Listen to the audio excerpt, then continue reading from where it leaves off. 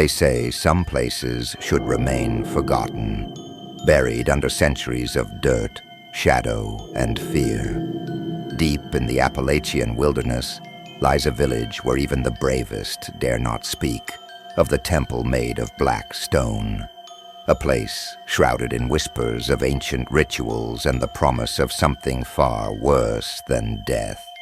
When my closest friend vanished chasing its secrets, I knew I had to find him. But what I uncovered there was not meant for mortal eyes. They say the Appalachian forests keep their secrets buried deep, and now I understand why. I never thought I'd be one of the few foolish enough to dig them up. But when Harold's letter arrived, I couldn't ignore it. The envelope smelled faintly of mildew. Its edges crumpled, as though it had traveled decades to reach me instead of days. The writing inside was shaky, almost frantic. "Ethan," it began, "I've found it. The temple. It's real. I need your expertise, but don't come unless you're ready to face what lies beneath." I hadn't heard from Harold Graves, my mentor and closest friend, in over a year.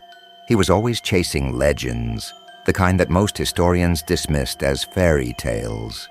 The last time we spoke, he was obsessed with stories from Black Hollow, a small, forgotten village nestled in the Appalachian wilderness.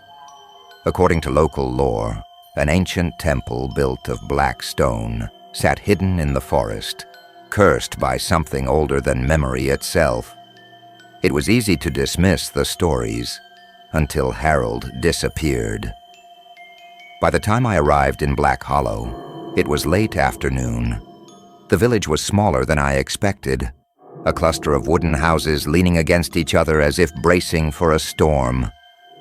The air was heavy, thick with the scent of damp earth and pine.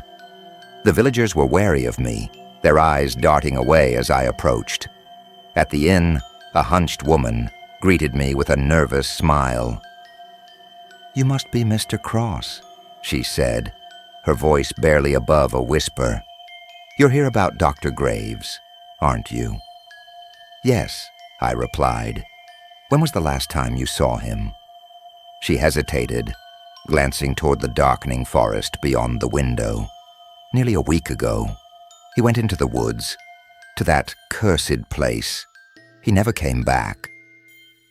That night I sat alone in the creaking inn, poring over Harold's letter and the sparse notes I had on the temple. The villagers' warnings rang in my ears, whispers of disappearances, shadows that moved in the trees, and a name they refused to say aloud: the Guardian of Shadows. I told myself I wasn't afraid. Harold needed me, and if there was even the slightest chance he was alive, I had to find him. The forest was waiting, its secrets buried in black stone.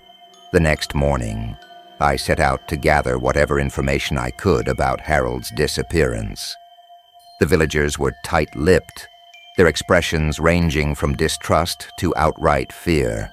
Only the innkeeper, Mrs. Clay, was willing to speak, reluctantly.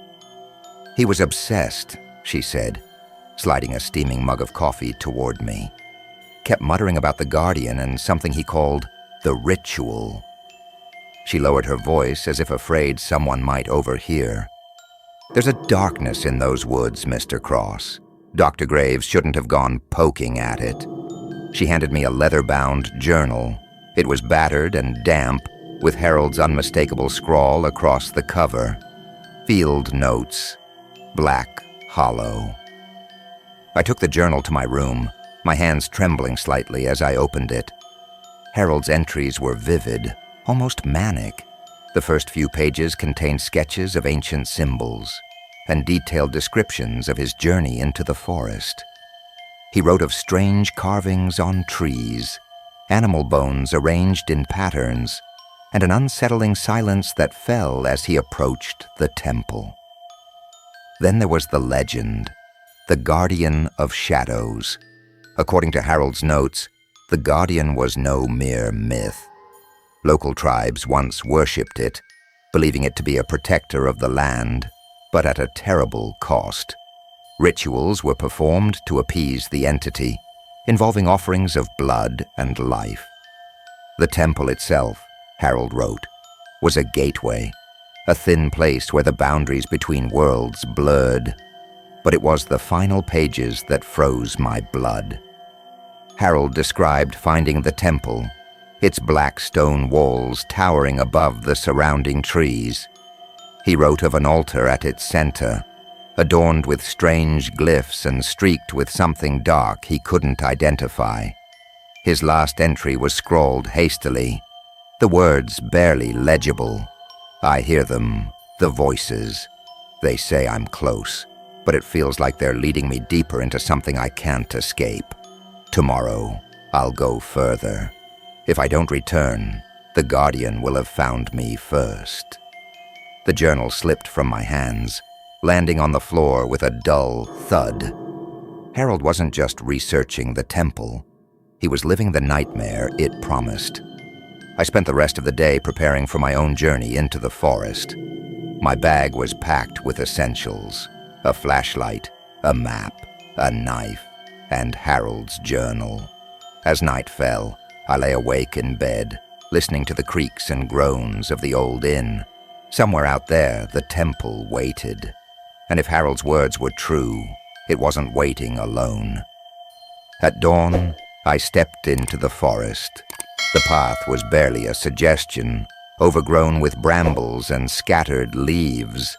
Every step I took seemed to echo in the silence, as though the woods were holding their breath.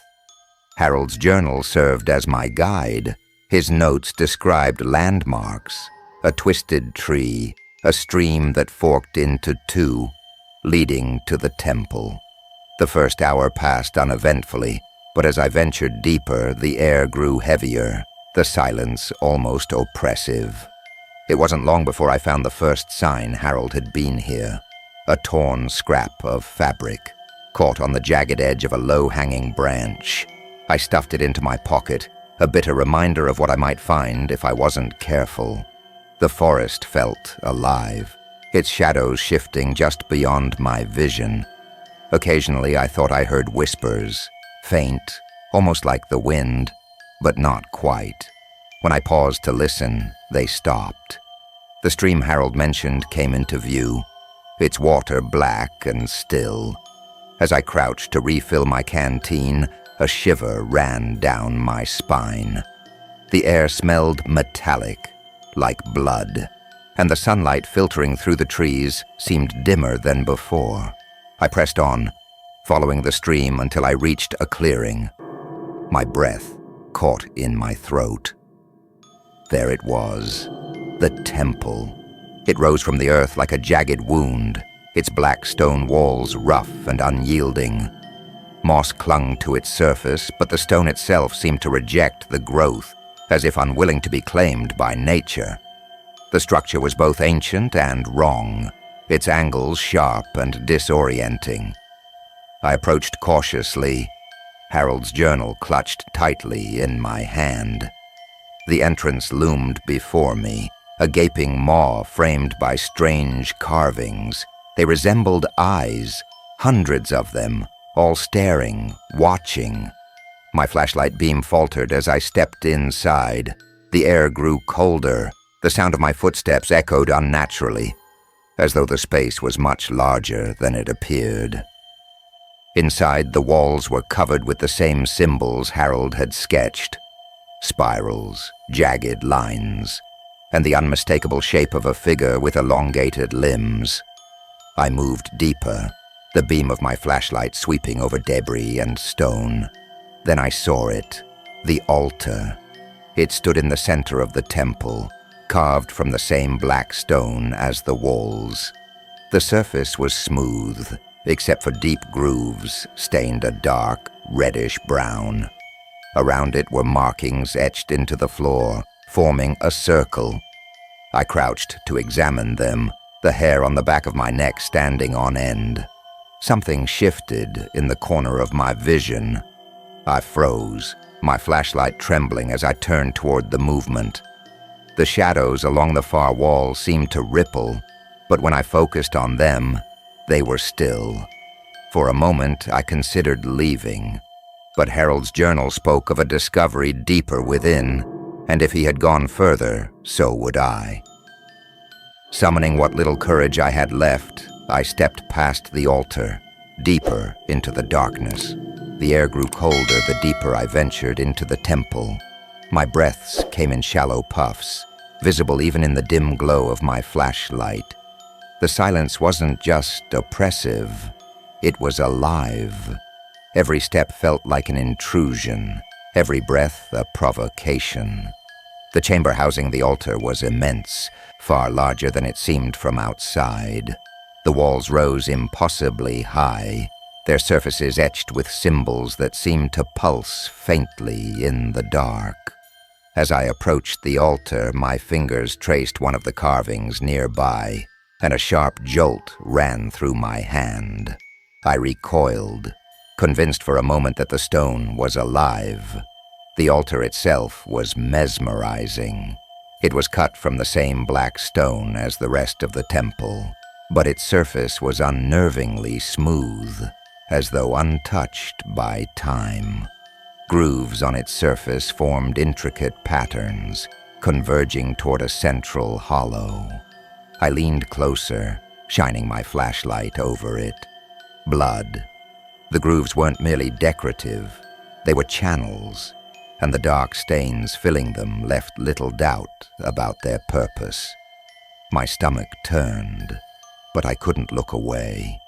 Harold had written about this altar in his journal.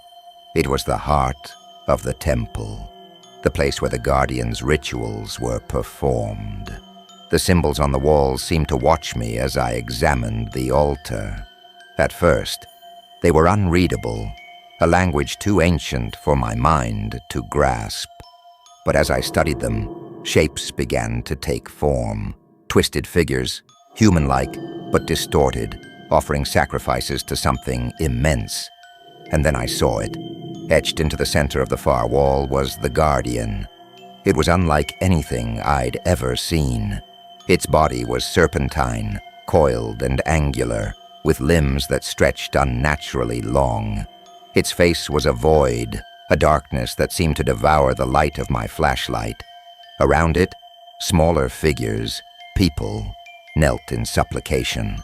Harold's notes echoed in my mind. The Guardian of Shadows, a protector, but one that demands a price. I stepped closer to the altar, compelled by something I couldn't explain. As I did, a low hum began to fill the chamber, so faint I wondered if it was in my head. The symbols on the walls pulsed with a dim light, like embers in a dying fire. My flashlight flickered. "Harold?" I whispered, my voice barely audible. There was no answer. I ran my fingers over the surface of the altar, feeling the grooves and the chill of the stone.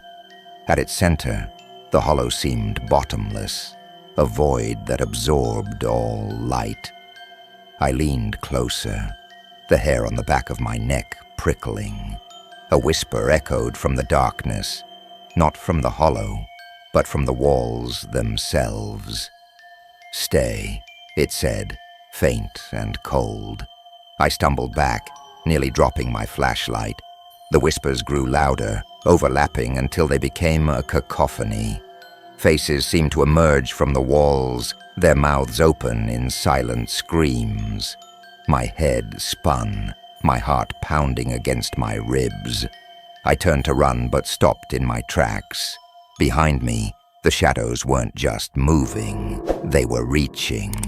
I froze, my breath caught in my throat. The shadows along the walls writhed like living things, curling and twisting toward the altar. They moved with purpose, flowing unnaturally across the stone like ink spilling in reverse. And then I saw her.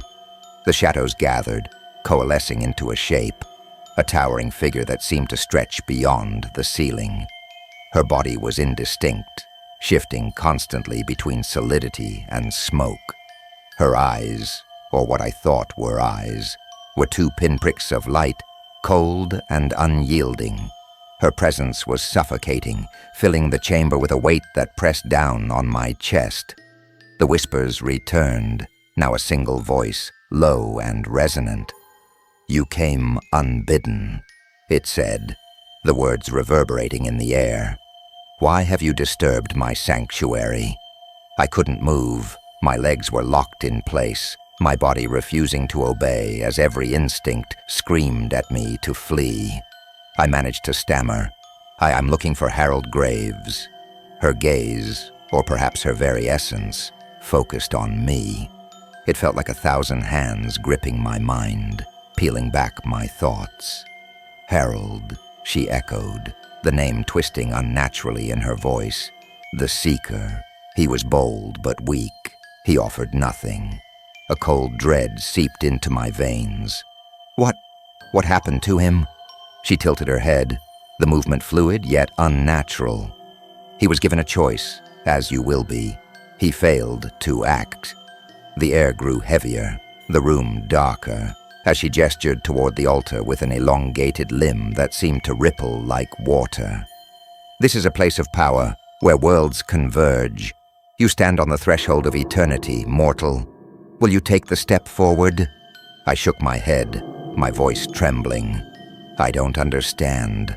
Her presence loomed closer, the light in her eyes intensifying. "The veil is thin here. This altar binds me, but it is also the key to my freedom. Complete the ritual, and I will grant you what you desire, knowledge, power, or the truth you seek." "And if I refuse?" I asked, though I wasn't sure I wanted to hear the answer. The chamber seemed to tremble, the shadows along the walls writhing faster. "Then you will remain here as part of the shadows, an offering like the others." My heart raced. Harold's journal flashed through my mind, his warnings, his fear. He must have stood where I was now, faced with the same impossible decision.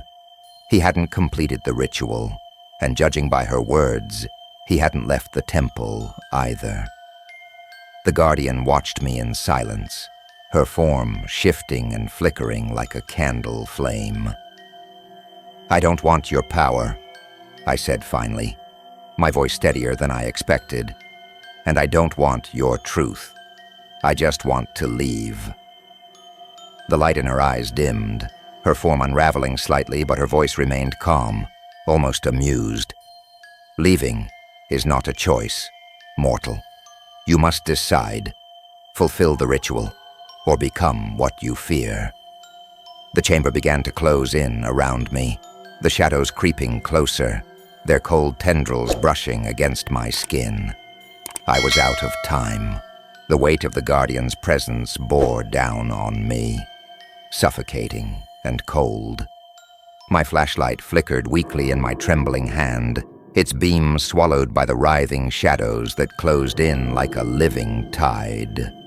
The altar loomed behind me, its grooves glistening faintly as though it anticipated what would come next. I was trapped, and every choice seemed worse than the last. Fulfill the ritual and unleash this entity onto the world, or refuse and risk becoming her next offering. My mind raced as I tried to think of a way out, but the guardian's voice cut through my thoughts like a blade. "Decide," she intoned, her form growing darker, more defined. "Your moment wanes." My eyes darted to the altar. Harold's words in the journal had warned of this moment, of the ritual that bound her and the power it promised. But there was something else he had written, something buried in the frantic scrawl of his final entry. "The altar is the key. Break it. The altar." I didn't know if Harold's theory was right, but it was the only chance I had. My free hand brushed against the knife in my pack, a pitiful weapon against a force like hers, but maybe it would be enough for stone. "I choose," I said, my voice steady despite the panic thrumming in my veins.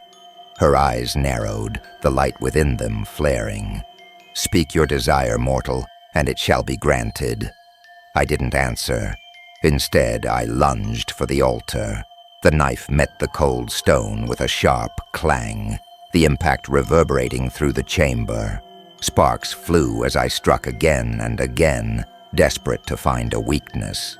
The Guardian's voice turned from calm to fury. "You dare defy me!" she roared, her form expanding, the shadows around her boiling with rage. The room trembled violently. Chunks of stone fell from the ceiling, shattering against the floor. The symbols on the walls blazed to life, their light pulsating in rhythm with the Guardian's fury. I didn't stop. With one final strike, the blade sank into the altar, splitting the surface with a deafening crack. The reaction was immediate. The symbols erupted in blinding light, and the Guardian let out a shriek that shook the walls.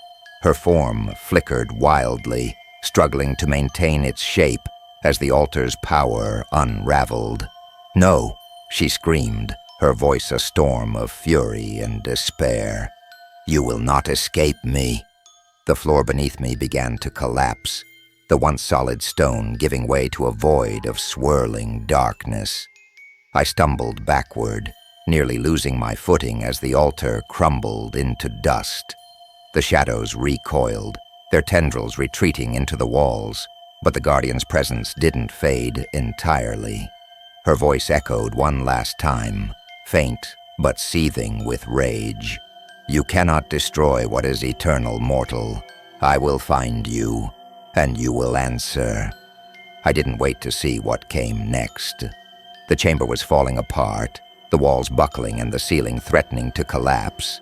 I turned and ran, dodging debris as I fled toward the faint light of the entrance. The moment I burst into the forest, the temple behind me gave a final groan and sank into the earth, leaving only a jagged scar where it once stood. I collapsed to my knees, gasping for air, the knife still clutched in my trembling hand. I had escaped, or so I thought. The forest was silent, but not in the way it had been before. The oppressive weight that had hung in the air was gone, replaced by an emptiness that felt just as unnatural. I sat on the cold ground, staring at the jagged pit where the temple had stood moments ago. My chest heaved as I tried to catch my breath, my body trembling with exhaustion and fear. But I was alive. Somehow I had survived. I forced myself to stand, every muscle in my body screaming in protest. My flashlight had died in the chaos, so I navigated by the faint pre-dawn light filtering through the trees. The forest looked different now, less menacing but somehow wrong, like it had been hollowed out. It felt like hours before I stumbled back into Black Hollow. The village was as still as the forest, its few inhabitants huddled indoors. Mrs. Clay was the only one waiting, standing on the inn's porch with a shawl wrapped tightly around her shoulders. "You made it back," she said softly, her eyes wide with disbelief. "Barely," I replied, my voice hoarse. "The temple, it's gone." Her lips pressed into a thin line, but she didn't ask for details. "Come inside. You look like death." I followed her into the dimly lit inn, my legs barely carrying me to the chair she pulled out. She set a steaming mug in front of me, the scent of strong tea cutting through the haze in my mind. As I sipped, she sat across from me, watching me closely. "Did you find him? Dr. Graves?" I shook my head, the weight of Harold's fate settling heavily on my shoulders. Number he didn't make it. Her face fell, but she didn't seem surprised. "No one who goes into those woods ever does, except you." The words hung in the air, and for the first time I noticed the way she was looking at me, wary, almost afraid. "What is it?" I asked. "You came back," she said slowly, "but you didn't come back alone." My blood ran cold. "What do you mean?" Mrs. Clay pointed at my hand. I looked down and froze. A mark. It was faint, but unmistakable. A dark spiraling symbol etched into my palm, the same shape I had seen carved into the walls of the temple. My pulse quickened as I rubbed at it, but the mark didn't fade. What is this?" I whispered.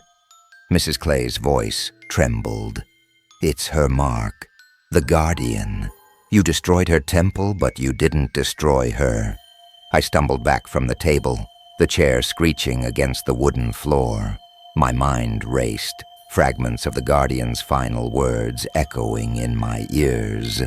"You cannot destroy what is eternal. I will find you." Panic clawed at my chest.